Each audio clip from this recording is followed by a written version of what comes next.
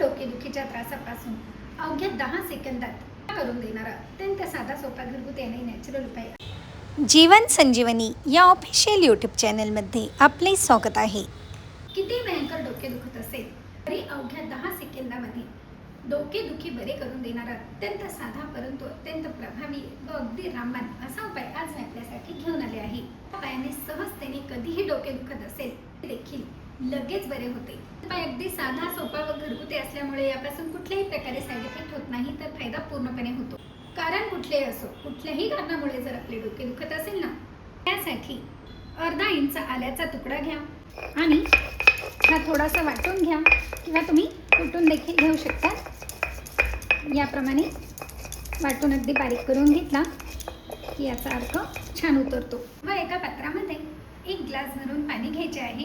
वाटून घेतलेले जे आले आहे ना हे आले यामध्ये टाका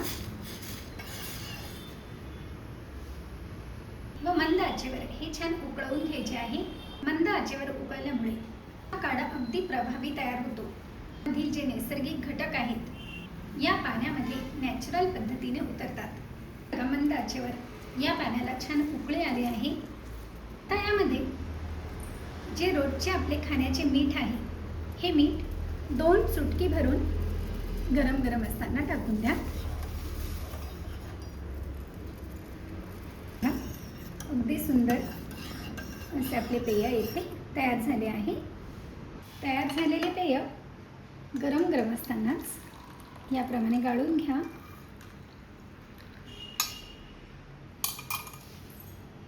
ज्या व्यक्तींना मायग्रेनचा त्रास होत आहे, डोके दुखत आहे, त्या व्यक्तींनी लगेचच हे गरम गरम असताना घोट घोट करून पिऊन घ्या.